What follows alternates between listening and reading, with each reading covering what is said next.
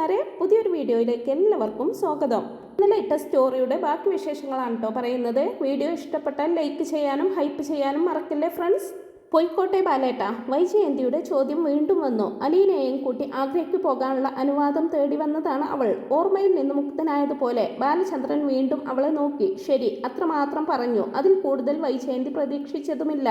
അവൾ പിന്തിരിഞ്ഞ് മുറിയിൽ നിന്നും ഇറങ്ങിപ്പോയി. വൈജയന്തി പോയ വഴിയെ അല്പനേരം നോക്കി നിന്നു ബാലചന്ദ്രൻ. ബബിത ഊണുമുറിയിൽ അമ്മയെ കാത്തു നിൽപ്പുണ്ടായിരുന്നു. അച്ഛൻ സമ്മതിച്ചോ? ഇന്ന് തന്നെ പോകണമെന്ന് നിർബന്ധമാണോ അമ്മയ്ക്ക്? പോണം. അമ്മ ഇനി ഒരിക്കലും ഈ വീട്ടിൽ താമസിക്കില്ലേ? ബബിത ചോദിച്ചു. ഊവെന്നോ ഇല്ലെന്നോ വൈജയന്തി മറുപടി പറഞ്ഞില്ല. അവളുടെ ചുമലിൽ കൈവച്ച് മുഖത്തേക്ക് നോക്കി നിമിഷങ്ങളോളം നിന്നു. പിന്നെ മെല്ലെ അവളെ ആലിംഗനം ചെയ്ത് പുറത്ത് തലോടി. ബബിതയ്ക്ക് അമ്മയുടെ തോളിൽ കിടന്ന് ഒരു കുഞ്ഞിനെ പോലെ കരയണമെന്ന് തോന്നി. അമ്മയുടെ കൈകൾ ഊഷ്മളമായിരുന്നു. അമ്മയുടെ ഹൃദയമിടിപ്പ് അവൾക്ക് കേൾക്കാമായിരുന്നു. അമ്മ അവളുടെ നെറ്റിയിലും മൂർധാവിലും ഉമ്മ വെച്ചു. അമ്മയുടെ ഹൃദയത്തിൽ നിന്ന് പുറപ്പെടുന്ന എല്ലാ രക്തക്കുഴലിലൂടെയും സ്നേഹം ഒഴുകിവന്ന് തൻ്റെ രക്തക്കുഴലുകളിലേക്ക് പ്രവേശിക്കുന്നതും തൻ്റെ രക്തവുമായിട്ട് ഇടകലർന്ന് അത് ഹൃദയത്തിലേക്ക് കുതിക്കുന്നതും അവൾ അനുഭവിക്കുന്നുണ്ടായിരുന്നു. സവിശേഷമായിട്ടുള്ള ആ ഒരു അനുഭൂതി അവൾക്ക് മുൻപൊരിക്കലും കിട്ടിയിരുന്നില്ല. അമ്മ ഇപ്പോഴാണ് തൻ്റെ കുഞ്ഞുങ്ങളെ സ്നേഹിച്ചു തുടങ്ങിയതെന്ന് അവൾക്ക് തോന്നി. രാവിലെ 9 മണിക്ക് വന്നതാണ് അമ്മ. അപ്പോൾ മുതൽ 1:30 മണി വരെ ഒട്ടും വിശ്രമമില്ലാതെ പണിയെടുക്കുകയായിരുന്നു. ബബിത നാളത്തേക്കോ മറ്റന്നാളത്തേക്കോ അടുത്തയാഴ്ചയേക്കോ മാറ്റിവെച്ച ജോലിയെല്ലാം വൈജയന്തി ചെയ്തു തീർത്തു. ഈ വീട് തനിക്ക് അന്യമല്ലെന്നും തൻ്റെ ഭർത്താവും മക്കളും വസിക്കുന്ന ഈ വീടിനോട് തനിക്ക് കരുതലും സ്നേഹവും ഉണ്ടെന്ന മൂഖമായിട്ടുള്ള പ്രഖ്യാപനം കൂടിയായിരുന്നു അത്. കൃഷ്ണമോളുടെ എക്സാം കഴിഞ്ഞതിനാൽ അവളും നല്ല ചുറുചുറുക്കോടെ അമ്മയോടൊപ്പം നിന്ന് സഹായിച്ചു. അമ്മ രാവിലെ എത്തുന്നുണ്ടെന്ന് അലീന ചേച്ചി ഫോണിൽ വിളിച്ച് പറഞ്ഞപ്പോൾ മുതൽ അവൾ അമ്മയെ കാത്ത് വഴിക്കണ്ണുമായിട്ട് ഇരിക്കുകയായിരുന്നു. തിരിച്ചു പോകുമ്പോൾ വൈജയന്തി കൃഷ്ണയെ കൂടി കൊണ്ടുപോകുന്നുണ്ട്. അനുവാദമെല്ലാം കൃഷ്ണ അച്ഛനോട് നേരത്തെ തന്നെ ചോദിച്ചു വാങ്ങിവെച്ചിരുന്നു. ഇത്തവണ അമ്മയോടൊപ്പം പോകുമ്പോൾ അവൾക്കൊരു സ്വപ്നം സാധിക്കാനുണ്ട്. അലീനയോടൊപ്പം കുളത്തൂപ്പുഴ വീട്ടിൽ പോകുക. രോഹിത് നാളെയോ മറ്റന്നാളോ എത്തിച്ചേരുമ്പോൾ കഴക്കൂട്ടത്തേക്ക് പോകാനിരിക്കുകയാണ് ബബിതയും. അടുത്ത വർഷം മുതൽ ഏതെങ്കിലും പ്രൊഫഷണൽ കോഴ്സിന് ചേരാനാണ് താല്പര്യം. 1-ാം വർഷം ഡിഗ്രിക്ക് പഠിച്ചതെല്ലാം അവൾ മറന്നു കഴിഞ്ഞിരുന്നു. ബാലചന്ദ്രമേനോനും കൃഷ്ണജയും സിറ്റൗട്ടിൽ സംസാരിക്കുന്നത് കേൾക്കാമായിരുന്നു. ഊണ് കഴിക്കാൻ വന്ന ബാലചന്ദ്രമേനോൻ ഊണും ചെറിയൊരു മയക്കവും കഴിഞ്ഞ് കടയിലേക്ക് തിരിച്ചു പോവുകയാണ്. അല്പം കഴിഞ്ഞപ്പോൾ കാർ സ്റ്റാർട്ടാവുന്ന ശബ്ദം കേട്ടു. അതിന്റെ ഇരമ്പൽ അകന്നകന്നു പോയി. കൃഷ്ണ ഊണുമുറിയിലേക്ക് വന്നു. നമ്മൾ കാറിലല്ലേ അമ്മ പോകുന്നത്? അവൾ നല്ല ഉത്സാഹത്തിലായിരുന്നു. വൈജയന്തി തിരുവനന്തപുരത്ത് നിന്ന് കാറിലാണ് എത്തിയത്. ശ്രീകുമാറിന്റെ വീട്ടിൽ കൊണ്ടിട്ടിരുന്ന കാർ ഡ്രൈവ് ചെയ്ത് കൊണ്ടുവരികയായിരുന്നു. നമുക്ക് ബസ്സിൽ പോകാം. അപ്പോൾ കാറോ? മറുപടി പറയാതെ വൈജയന്തി അതിന്റെ കീ ചെയിൻ കൊണ്ടുവന്ന് ബബിതയെ ഏൽപ്പിച്ചു. ഇത് നീ വെച്ചോ, ഇനി ഇത് നിനക്കുള്ളതാ. ബബിത അന്തം വിട്ടു നിന്നു. കൃഷ്ണ വിശ്വസിക്കാനാകാതെ വാ പൊളിച്ചു. ബബിതേച്ചിക്ക് കാറോ? രോഹിയേട്ടന് പോലുമില്ലല്ലോ. അവനൊരു ആണല്ലേ മോളെ. അമ്മ എനിക്കിത് സ്വന്തമായിട്ട് തന്നതാണോ? ബബിതയുടെ അതിശയം തീർന്നില്ല. അതെ, നീ ഡ്രൈവിംഗ് പഠിച്ചതല്ലേ?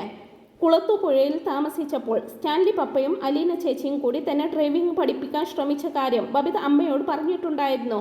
ഡ്രൈവിംഗ് പഠിച്ചിട്ടുണ്ട്, പക്ഷേ ലൈസൻസ് ഇല്ല. ലൈസൻസ് എടുക്കണം. അമ്മയ്ക്ക് വേണ്ട ഇത്? അവിടെ എനിക്ക് ആവശ്യം വരില്ല. പിന്നെ പെട്രോൾ അടിക്കുന്ന പൈസയുണ്ടെങ്കിൽ അവിടെ എന്തെല്ലാം കാര്യം നടക്കും? വൈജയന്തി പറഞ്ഞു. അമ്മയ്ക്കും അലീന ചേച്ചിയുടെ സ്വഭാവമായോ? സാധാരണ അമ്മയുടെ സ്വഭാവം മക്കൾക്കാണ് കിട്ടുന്നത്. ഇവിടെ മാത്രം നേരെ മറിച്ചാ അവളുടെ സ്വഭാവം അമ്മയ്ക്ക്. ബബിത ഇത്തിരി കളിയാക്കിക്കൊണ്ട് പറഞ്ഞു. അമ്മേ, ഇവൾ കാറ് പെട്രോൾ അടിച്ചു കൊടുക്കും. ഇവൾ ഇത് മിസ്യൂസ് ചെയ്യുമോ എന്ന് ആർക്കറിയാം? ഒരു കാറ് സ്വന്തമായിട്ട് കൊണ്ട് നടക്കാനുള്ള പ്രായമായോ ബബിതേച്ചിക്ക്? കൃഷ്ണജ തെല്ലു കുശുമ്പോടെ ചോദിച്ചു.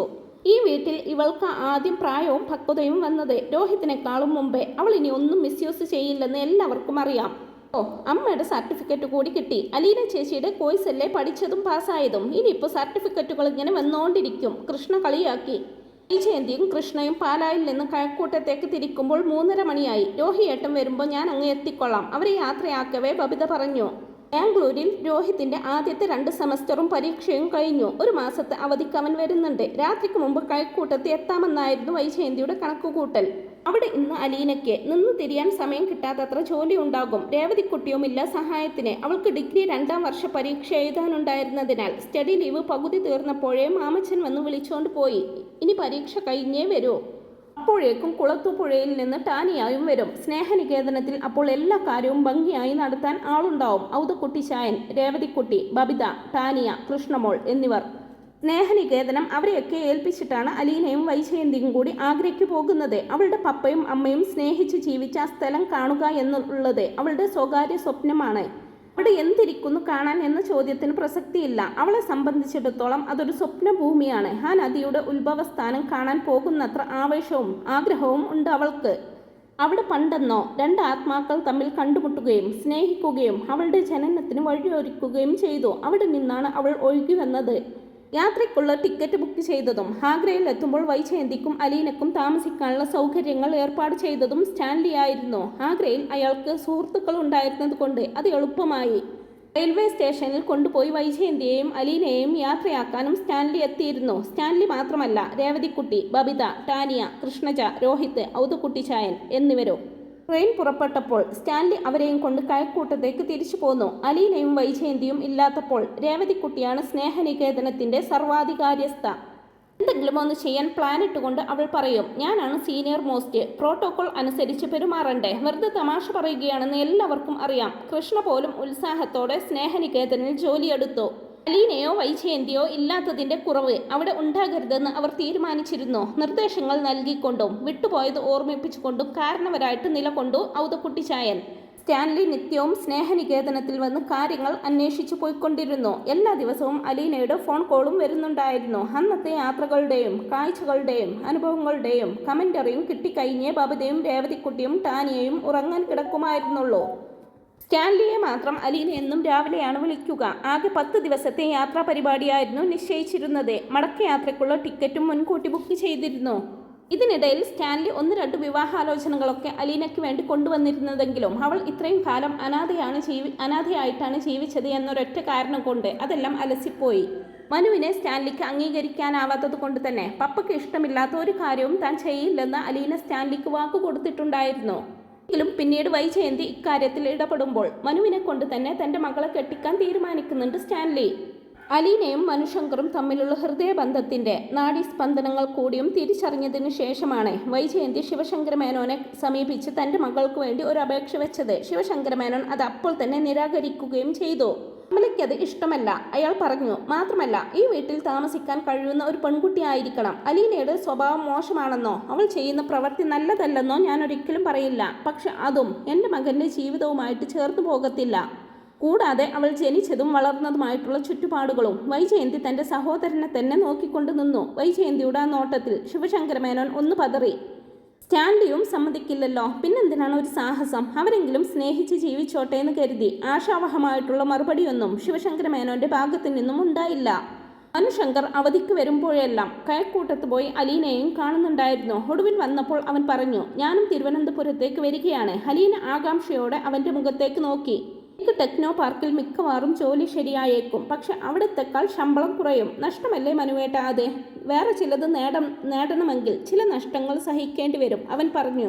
എൻ്റെ അച്ഛനും അമ്മയും സമ്മതിച്ചില്ലെങ്കിലും ഞാൻ നിന്നെ കല്യാണം കഴിക്കാൻ തയ്യാറാണ്. നിന്റെ പപ്പ സമ്മതിക്കാതെ നമ്മൾ തമ്മിലുള്ള കല്യാണം നടക്കുമോ? ഇല്ല, അലീന നിസ്സംശയം പറഞ്ഞു. പപ്പ വിചാരിച്ചാൽ നിന്നെ മറ്റൊരാൾക്ക് കൊടുക്കാൻ സാധിക്കുമോ? ഒരിക്കലുമില്ല, അവൾ അതേ സ്വരത്തിൽ തന്നെ പറഞ്ഞു. ശങ്കർ 3 മാസത്തിനുള്ളിൽ ടെക്നോ പാർക്കിൽ പുതിയ കമ്പനിയിൽ ജോലിയിൽ പ്രവേശിച്ചു. രോഹിത് ഇതിനകം തൻ്റെ എംടെക് പൂർത്തിയാക്കി പാലായിലേക്ക് മടങ്ങി കഴിഞ്ഞിരുന്നു. കൃഷ്ണ +1 പരീക്ഷ എഴുതി നിൽക്കുകയാണ്. വിവിധ എഞ്ചിനീയറിംഗിൻ്റെ 4 സെമസ്റ്റർ പിന്നിട്ടു. താൻ ഇനി എന്ത് ചെയ്യണമെന്ന ചിന്ത രോഹിത്തിനെ അലട്ടിക്കൊണ്ടിരുന്നു. എവിടെയെങ്കിലും ട്രെയിനിയായി കയറണമെന്ന് അവൻ വിചാരിച്ചു. ബാംഗ്ലൂരിലേക്ക് തന്നെ മടങ്ങിയാലോ എന്നും ആലോചിച്ചു. അച്ഛനെ സഹായിക്കാൻ ആരുമില്ലെന്നുള്ള ചിന്തയും അവനെ അസ്വസ്ഥനാക്കുന്നുണ്ടായിരുന്നു. വൈജയന്തി കടപ്പാട്ടൂരെ വീട്ടിൽ എല്ലാവരെയും കാണാൻ എത്തിയതായിരുന്നു. ഞായറാഴ്ചയായതിനാൽ ബാലചന്ദ്രമേനോനും വീട്ടിലുണ്ടായിരുന്നു. എല്ലാവരോടൊപ്പം ഇരുന്ന് ഉച്ചയൂണും കഴിച്ച് പതിവ് പോലെ അല്പം വിശ്രമവും കഴിഞ്ഞാണ് വൈജയന്തി മടങ്ങിയത്.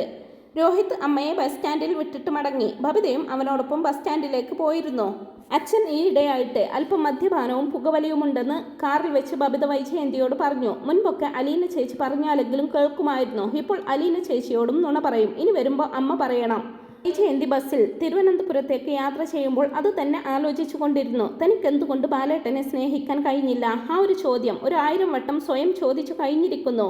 പേഴ്സിനുള്ളിൽ നിന്ന് മൊബൈൽ ഫോൺ ശബ്ദിച്ചു. വൈജയന്തി ഫോൺ എടുത്ത് അറ്റൻഡ് ചെയ്തു. കൃഷ്ണയുടെ കരച്ചിലാണ് ആദ്യം കേട്ടത്. വൈജയന്തിക്ക് ഒരു നടുക്കമുണ്ടായി. അമ്മേ, അച്ഛൻ വീണു. പിന്നീട് പറഞ്ഞതൊന്നും കരച്ചിലിൻ്റെ ഒഴുക്കിൽ വ്യക്തമായില്ല.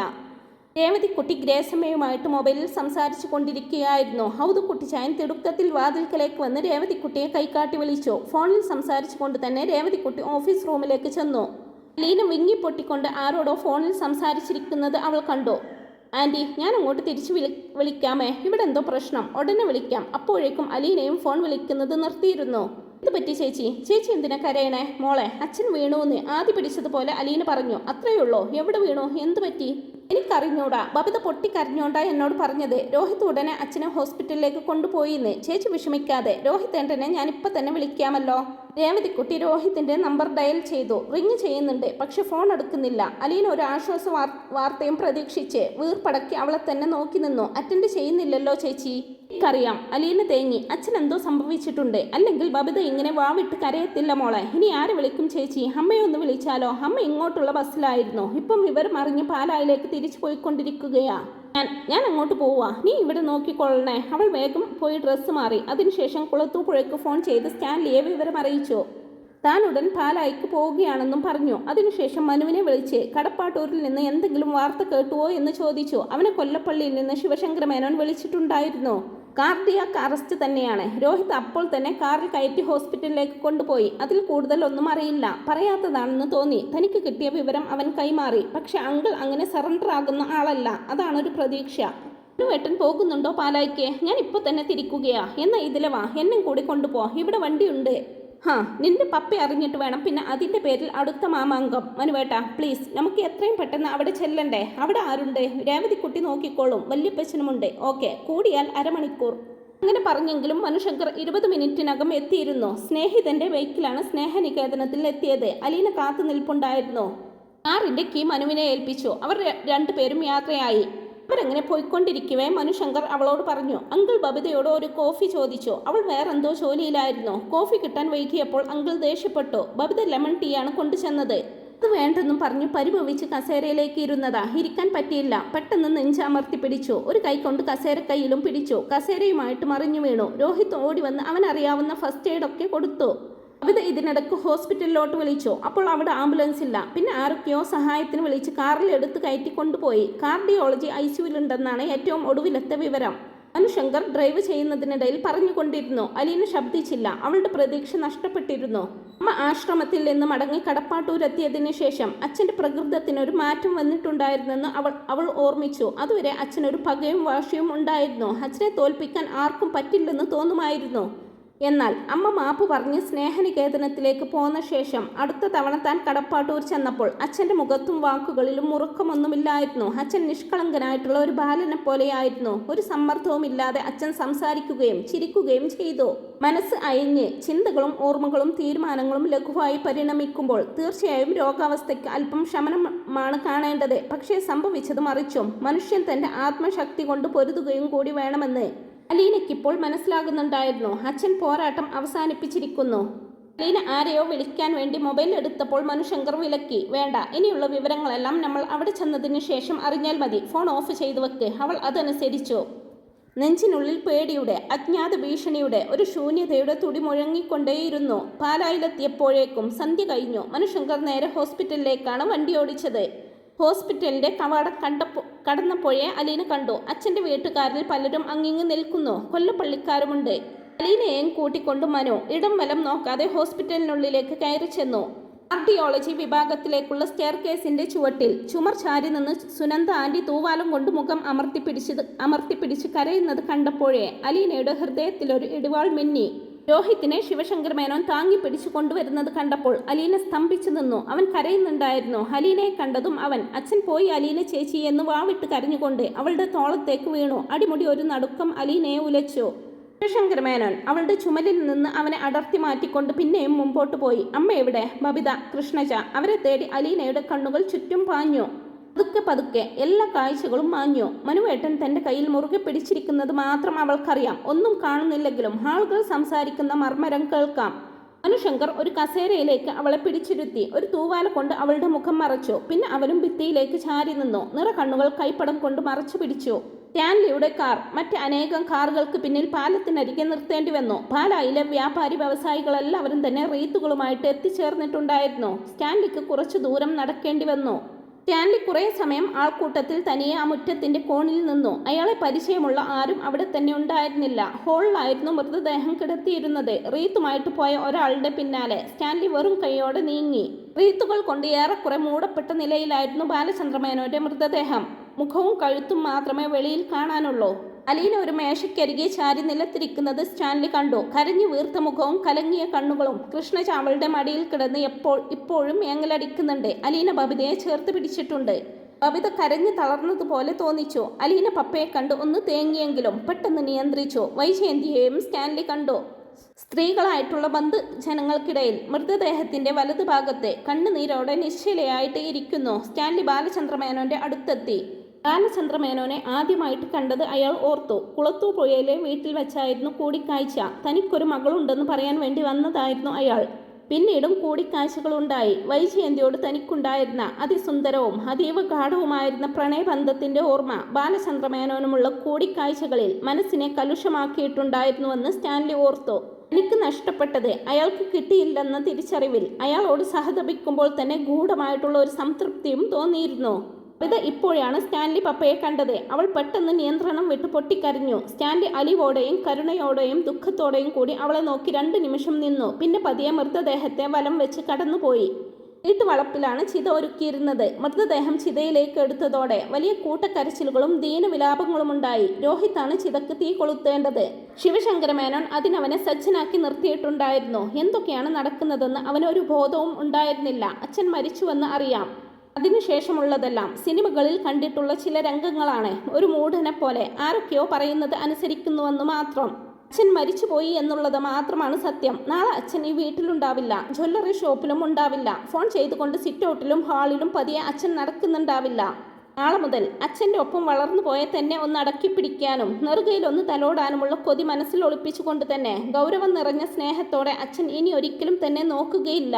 അച്ഛനെ താൻ സ്നേഹിച്ചിട്ടുണ്ടോ എന്ന് അവൻ ഓർത്തു നോക്കി. അച്ഛനെ അനുസരിക്കാൻ ഒരു വിമുഖത കുട്ടിക്കാലം തൊട്ടേ ഉണ്ടായിരുന്നു. അനിഷ്ടത്തോടെ മാത്രമാണ് അച്ഛനെ അനുസരിച്ചിട്ടുള്ളത്. അച്ഛൻ തെറ്റായ തീരുമാനങ്ങൾ എടുക്കുന്ന ഒരാളാണെന്നും അച്ഛൻ്റെ നിയന്ത്രണങ്ങൾ അനാവശ്യമാണെന്നും തോന്നിയിരുന്നു. അച്ഛൻ്റെ പോക്കറ്റിൽ നിന്ന് താൻ പണം മോഷ്ടിച്ചിരുന്നത് അച്ഛൻ അറിയുന്നുണ്ടായിരുന്നു എന്ന് പിൽക്കാലത്താണ് മനസ്സിലായത്. അച്ഛനെ അംഗീകരിക്കാൻ കഴിയാത്ത ചില ഇഷ്ടങ്ങൾ വേണമെങ്കിൽ നിവർത്തിച്ചോട്ടെ എന്ന് അച്ഛൻ കരുതിയിട്ടുണ്ടാവണം. അലീന ചേച്ചി തന്ന തിരിച്ചറിവിന് ശേഷമാണ് താൻ അച്ഛനെ സ്നേഹിച്ചു തുടങ്ങിയതെന്ന് രോഹിത് ഇപ്പോൾ സങ്കടത്തോടെ ഓർത്തു. അതുവരെ അമ്മയായിരുന്നു ശരി, അമ്മയായിരുന്നു സത്യവും നീതിയും. അലീന ചേച്ചിയാണ് അച്ഛൻ്റെ ഹൃദയവിശാലത കാണിച്ചു തന്നത്. അച്ഛനിൽ തന്നെ ഒരു അമ്മ കൂടി ഉണ്ടായിരുന്നുവെന്ന് ക്രമേണ മനസ്സിലായി. ആ അമ്മയാണ് പലതും സഹിക്കുകയും ക്ഷമിക്കുകയും ചെയ്തിരുന്നത്. അച്ഛനിലെ ആ അമ്മയുടെ വേദനയും സങ്കടങ്ങളും ഒരിക്കലും താൻ കണ്ടിരുന്നില്ല. ഇനി ഒരിക്കലും അച്ഛനെ കാണാനും അച്ഛനെ തനിക്ക് ഇഷ്ടമാണെന്ന് പറയാനും കഴിയില്ലല്ലോ എന്ന ഓർമ്മയിൽ അവൻ്റെ ഹൃദയം വിങ്ങി. ആരോ ഒരു ചെറിയ മൺകുടത്തിൽ ഒരു കുടം വെള്ളം അവൻ്റെ തലയിൽ വെച്ച് കൊടുത്തു. വലം വെക്കണം 3 തവണ. മാരാരുടെ മന്ത്രണം. ചിതയ്ക്ക് വലം വയ്ക്കുമ്പോൾ കുടത്തിൽ നിന്ന് വെള്ളവും കണ്ണിൽ നിന്ന് കണ്ണുനീരും തുളുമ്പിക്കൊണ്ടിരുന്നു. അമ്മച്ചനും ഗ്രേസമ്മയും ചിന്നുമോളും ഉടനെ മടങ്ങുകയാണ്. കഴക്കൂട്ടത്ത് ചെന്ന് രേവതിക്കുട്ടിയും കൂട്ടിയാണ് അവർ വന്നത്. അവളെ അവിടെ തന്നെ തിരിച്ചെത്തിക്കുകയും വേണം. രേവതിക്കുട്ടി രോഹിത്തിന്റെ അടുത്ത് ചെന്നു. അവന്റെ നേർക്ക് വിഷാദത്തോടെ നോക്കി. അവൻ സങ്കടം കലർന്ന മന്ദസ്മിതത്തോടെ പറഞ്ഞു, എല്ലാവരും വന്നിട്ടുണ്ടായിരുന്നു അല്ലേ? ഞാൻ ആരെ കണ്ടില്ല. കണ്ണിന് മാത്രമായിട്ടൊരു കാഴ്ച ശക്തി ഇല്ലെന്ന് ഇന്നെനിക്ക് മനസ്സിലായി. പോയിട്ട് വരാം, രേവതിക്കുട്ടി പറഞ്ഞു. അമ്മച്ചൻ അവന്റെ കരം ഗ്രഹിക്കുക മാത്രം ചെയ്തു. ശവദാഹം കഴിഞ്ഞതോടെ ബന്ധുമിത്രാദികൾ പിരിഞ്ഞു പോവുകയാണ്. അലീനയായിരുന്നു ബബിതയ്ക്കും കൃഷ്ണജയ്ക്കും തങ്ങളുടെ സങ്കടങ്ങൾ ഇറക്കി വെക്കാൻ ഒരേ ഒരു ആശ്രയം. അവർ 3 പേരും ഒരേ കട്ടിലായിരുന്നു. വൈജയന്തിയോടൊപ്പം സൗദാമിനി അമ്മയും കമലയും വേറൊരു മുറിയിൽ. രോഹിത്തിനെ ആശ്വസിപ്പിക്കുന്നുണ്ടായിരുന്നു മനുശങ്കർ. എനിക്കൊരു വിഷമവും ഇല്ല ചേച്ചി. ബബിത കണ്ണു തുടച്ചിട്ട് അച്ഛനെക്കുറിച്ച് വാചാലയായി. കഴിഞ്ഞ 2 വർഷവും ഞാൻ അച്ഛനെ നല്ല പോലെ നോക്കി. അച്ഛന് എന്നോടും വലിയ ഇഷ്ടമായിരുന്നു. എന്നെ വിളിച്ചിട്ട് കണ്ടില്ലെങ്കിൽ ഈ ബബിത എവിടെ പോയി എന്നൊക്കെ ഒരു സിനിമാ പാട്ടിൻ്റെ ഈണത്തിൽ മൂളിപ്പാട്ട് പാടിക്കൊണ്ട് കിച്ചണിലേക്ക് വരും. നിറഞ്ഞൊഴുകുന്ന മിഴികൾ വീണ്ടും തുടച്ചിട്ട് അവൾ തുടർന്നു. അവസാനവും എന്നോട് വഴക്കിട്ടിട്ടാ പോയത്. അച്ഛൻ എപ്പോഴും കോഫി വേണം. ഞാൻ ലെമൺ ടീ കൊടുക്കും. ഇന്നലെയും കോഫി ചോദിച്ചപ്പോൾ ഞാൻ ലെമൺ ടീയാ കൊടുത്തത്. വേണ്ടാന്ന് പറഞ്ഞിട്ട് എന്നോട് പിണങ്ങി കസേരയിലോട്ട് ഇരുന്നതാ. ബബിത പെട്ടെന്ന് വിങ്ങിക്കരഞ്ഞു. കൂട്ടത്തിൽ കൃഷ്ണമോളും. അലീന 2 പേരെയും തലോടിക്കൊണ്ടിരുന്നു. തന്നെ ആശ്വസിപ്പിക്കാൻ മാത്രം ആരും വരില്ലെന്ന് അവൾക്കറിയാമായിരുന്നു. കാരണം മറ്റുള്ളവരുടെ ദൃഷ്ടിയിൽ നെടുമ്പുരയ്ക്കൽ ബാലചന്ദ്രമേനോൻ തൻ്റെ ആരുമല്ല. അനാഥാലയത്തിൽ നിന്ന് വന്ന അലീന എന്ന കടങ്കഥയ്ക്ക് ഉത്തരവും അവളുടെ ജീവിതത്തിന് അർത്ഥവും നൽകിയതിനു പിന്നിൽ അച്ഛൻ്റെ അപാരമായിട്ടുള്ള ഹൃദയവിശാലതയും ത്യാഗനിർഭരമായിട്ടുള്ള ചിന്തയും ഉണ്ടായിരുന്നുവെന്ന് എത്ര പേർക്കറിയാം? അച്ഛൻ തൻ്റെ മക്കളെക്കാൾ ഒട്ടും കുറയാതെയോ അതിലധികമോ തന്നെ സ്നേഹിച്ചിരുന്നുവെന്നും ഏറ്റവും അധികം വെറുക്കേണ്ട ഒരു പോയിന്റിൽ നിന്നാണ് അച്ഛൻ തന്നെ സ്നേഹിച്ചു തുടങ്ങിയതെന്ന സത്യത്തിൻ്റെ ആഴം എത്ര പേർക്ക് മനസ്സിലാകും? അച്ഛനാണ് തൻ്റെ ജീവിതത്തിലേക്ക് സ്നേഹത്തോടെ കടന്നു വന്ന ആദ്യത്തെ ബന്ധു. പപ്പയോട് സംസാരിക്കാൻ ഇപ്പോൾ പോലും തടസ്സങ്ങളുണ്ട്. ചില കുറ്റിക്കാടുകളും മുൾപടർപ്പുകളും വകഞ്ഞു മാറ്റി പാറക്കെട്ടുകൾ താണ്ടി വേണം പപ്പയെ സമീപിക്കാൻ. അച്ഛൻ്റെ മുമ്പിലേക്ക് ചെല്ലാൻ യാതൊരു തടസ്സങ്ങളുമില്ല. വെൽക്കം എന്നെഴുതിയ ഒരു പച്ചപ്പരവതാനി വിരിച്ചിട്ടിട്ടുണ്ടെന്ന് തോന്നും. അച്ഛനോട് വേണമെങ്കിൽ ഇത്തിരി കൊഞ്ചൽ പോലും സ്വാതന്ത്ര്യമുണ്ടായിരുന്നു. അച്ഛൻ തന്റെ സ്നേഹപൂർണ്ണമായിട്ടുള്ള ശാസനകൾക്ക് വഴങ്ങിയിരുന്നു. സ്നേഹമുള്ളവർക്ക് മാത്രമേ സ്വന്തം ഇഷ്ടാനിഷ്ടങ്ങൾ മറ്റൊരാൾക്ക് വേണ്ടി ബലി കഴിക്കാൻ പറ്റൂ. സ്നേഹനികേതനത്തിൽ നിന്ന് തന്നെ കൂട്ടിക്കൊണ്ടുവന്നത് അച്ഛനായിരുന്നുവെന്ന് അലീന ഓർമ്മിച്ചു. ഒടുവിൽ സ്നേഹനികേതനത്തിൽ അതിൻ്റെ സാരഥിയായിട്ട് എത്തിച്ചേരാനും അച്ഛൻ തന്നെ വഴിയൊരുക്കി. അർദ്ധരാത്രിക്ക് ശേഷം എപ്പോഴോ കൃഷ്ണയും ബബിതയും അലീനയുടെ മടിയിലും കാൽച്ചുവട്ടിലുമായിട്ട് കിടന്നുറങ്ങി. കൃഷ്ണയുടെ ശിരസ്സെടുത്ത് സൂക്ഷ്മതയോടെ തലയിണയിലേക്ക് വെച്ച ശേഷം അലീന എഴുന്നേറ്റു. വീട്ടിനുള്ളിൽ അവിടെ എവിടെ പല മുറികളിലുമായിട്ട് ആളുകൾ കിടന്നുറങ്ങുന്നു. കമലയും സൗദാമിനി അമ്മയും വൈജയന്തിയും കിടക്കുന്ന മുറിയുടെ വാതിൽക്കൽ ചെന്ന് അലീന നോക്കി. കമല ആൻറ്റി തനിച്ച് ഒരു കട്ടിലിൽ കിടന്ന് കൂർക്കം വലിച്ച് ഉറങ്ങുന്നുണ്ടായിരുന്നു. മുത്തശ്ശിയും ഉറക്കം തന്നെ. മുറിയിലെ ലൈറ്റ് ഇട്ടിട്ടില്ലെങ്കിലും ഹാളിൽ നിന്ന് വെളിച്ചം മുറിയിലേക്ക് ചെല്ലുന്നുണ്ട്. അമ്മ മുത്തശ്ശി കിടക്കുന്നതിനരികെ കട്ടിലിൻ്റെ കൊത്തുപണികളുള്ള ഉയർന്ന ക്രാസി ചാരി ഒരു മെഴുകു പ്രതിമ പോലെ ഇരിക്കുന്നതും കണ്ടു. അമ്മ ഉറങ്ങുകയല്ലെന്ന് അവൾക്ക് മനസ്സിലായി. മറ്റാരൊക്കെ ഉറങ്ങിയാലും അമ്മയ്ക്ക് ഇന്ന് ഉറങ്ങാൻ കഴിയില്ലെന്ന് അവൾക്കറിയാമായിരുന്നു. അമ്മയുടെ നെറ്റിയിലെ സിന്ദൂരം മാഞ്ഞ ദിവസമാണിന്ന്. ഇന്നു മുതൽ അമ്മ ഒരു വിധവയാണെന്ന് ഒരു ഞെട്ടലോടെ അവൾ ഓർത്തു. അലീന മെല്ലെ മുറിയിലേക്ക് ചെന്നു. കട്ടിലിൻ്റെ അരികെ ചെന്ന് നിന്നു. വൈജയന്തി പതിയെ മുഖം തിരിച്ച് മകളെ നോക്കി. കൈ മടിയിൽ നിന്നുയർത്തി എന്തോ പറയാനായിട്ട് ചുണ്ടുകൾ അനക്കി. അലീന അമ്മയുടെ ചുമലിൽ കൈപ്പടം വെച്ച് കട്ടിലേക്ക് പതിയെ ഇരുന്നു. ചുമലിലൂടെ കൈ ചുറ്റി അമ്മയുടെ ശിരസ് തൻ്റെ തോളത്തേക്ക് ചായച്ചു. അമ്മയുടെ കണ്ണുനീർ തുള്ളികൾ ഉരുകിയ ലോഹത്തുള്ളികൾ പോലെ അവളുടെ ചുമലിൽ വീണു പൊള്ളി. എപ്പോഴോ കണ്ണീരിൽ കുതിർന്ന ഒരു മന്ത്രണം അലീന കേട്ടു. ബാലേട്ടനെ സ്നേഹിച്ചില്ല ഞാൻ. അമ്മയെ അവൾ ഒന്നുകൂടി ചേർത്ത് പിടിച്ചു. സ്നേഹം ചിലപ്പോൾ വേദനയാകുന്നത് പോലെ സ്നേഹിക്കാൻ കഴിയാത്തതും വേദനയാകുമെന്ന് അവൾ ഇപ്പോഴറിയുന്നു. സ്നേഹിച്ചവരുടെ ദുഃഖത്തിന് ഒരു സമാശ്വാസമുണ്ട്. സ്നേഹിക്കാത്ത ദുഃഖത്തിന് ഒരിക്കലും ശമനമില്ല. അത് പരിഹരിക്കാനാവുന്നതുമല്ല. ബാലചന്ദ്രമേനോന്റെ ജീവിതം കൈരേഖ പോലെ വൈജയന്തിക്ക് തന്നെ ഭൂതകാലത്തിൽ കരിയിലെ പാതകൾക്കരികെ കാണാമായിരുന്നു. അവൾ അലീനയുടെ തോളത്ത് നിന്ന് മുഖമെടുത്ത് നിവർന്നിരുന്നു. തപ്പ് കൊണ്ട് കണ്ണും കവളും തുടച്ചു. ഒരു ദീർഘനിശ്വാസമെടുത്ത് വിതുമ്പി വന്ന തേങ്ങലിനെ ഉള്ളിലേക്ക് വലിച്ചു. ഞാനാണ് മോളെ കൊന്നത്. വൈജയന്തി തൻ്റെ കൈപ്പടം നോക്കി ആത്മവിലാപം പോലെ മന്ത്രിച്ചു. സ്നേഹിക്കാതെയും ബഹുമാനിക്കാതെയും വേദനിപ്പിച്ചും നിന്ദിച്ചും വൈജയന്തി മടക്കിയ കാൽമുട്ടുകൾക്കിടയിലേക്ക് മുഖം കമഴ്ത്തി വെച്ചു. പള്ളിയിൽ നിന്ന് വന്നവരെല്ലാം മടങ്ങി. മനുശങ്കർ പിറ്റേന്ന് തിരിച്ചുപോയി. അലീന സ്നേഹനികേതനത്തിലേക്കും തിരിച്ച് കടപ്പാട്ടൂരിലേക്കും ഒന്നിടവിട്ട ദിവസങ്ങൾ സഞ്ചരിച്ചു കൊണ്ടിരുന്നു. സഞ്ചയനം കഴിയുന്നതുവരെ വൈജയന്തി കടപ്പാട്ടൂരിൽ താമസിച്ചു. സഞ്ചയനത്തിൻ്റെ അന്ന് ബന്ധുമിത്രാദികളെല്ലാം കടപ്പാട്ടൂർ വീട്ടിൽ വീണ്ടും ഒന്നിച്ചുകൂടി. ദുഃഖം ഘനീഭവിച്ചു കഴിഞ്ഞിരുന്നു. കുടുംബഭാരം ഇനി രോഹിത്തിൻ്റെ ചുമലിലാണ്. സഹോദരിമാരുടെ കാര്യങ്ങൾ വേണ്ടാവണ്ണം നിർവഹിക്കണം. അച്ഛൻ്റെ ബിസിനസ്സുകൾ നോക്കി നടത്തണം. തൻ്റെ ജീവിതത്തിൻ്റെ ഗതിയെക്കുറിച്ച് രോഹിത് ബോധവാനായി കഴിഞ്ഞിരുന്നു. അച്ഛൻ ഇതെല്ലാം മുൻകൂട്ടി കണ്ടിരുന്നോ എന്ന് അവൻ സംശയിച്ചു.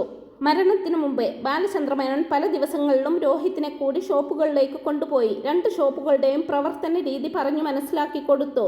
ബാലചന്ദ്രമേനോന്റെ പേഴ്സണൽ കമ്പ്യൂട്ടറിൽ എല്ലാ വിശദാംശങ്ങളും രേഖപ്പെടുത്തിയിരുന്നു. പണമിടപാടുകളെക്കുറിച്ചും ബിസിനസ് ബന്ധങ്ങളെക്കുറിച്ചും യാതൊരു സംശയവും വേണ്ട. എല്ലാ കണക്കുകളും വ്യക്തവും കൃത്യവുമായിരുന്നു.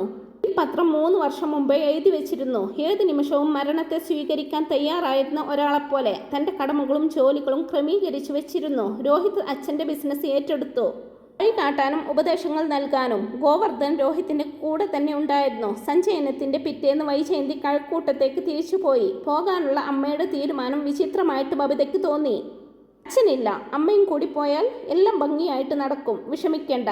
വൈജയന്തി അവളെ ആശ്വസിപ്പിച്ചു. 3 ദിവസമെങ്കിലും അലീന കടപ്പാട്ടൂരിൽ വന്ന് താമസിച്ചു. കഴക്കൂട്ടത്ത് സ്നേഹനികേതനത്തിൻ്റെ നടത്തിപ്പ് ക്രമേണ വൈജയന്തിയുടെ ഉത്തരവാദിത്തത്തിലായി. അപ്പോൾ ഇന്നത്തെ ഈ ഒരു സ്റ്റോറി ഇത്രയേ ഉള്ളൂ. ഇതിൻ്റെ ബാക്കി വിശേഷങ്ങൾ ഉടനെ തന്നെ അപ്ലോഡ് ചെയ്യുന്നതാണ്. വീഡിയോ ഇഷ്ടപ്പെട്ടാൽ ലൈക്ക് ചെയ്യാനും ഹൈപ്പ് ചെയ്യാനും സബ്സ്ക്രൈബ് ചെയ്യാനും മറക്കല്ലേ friends. Thanks for watching my video.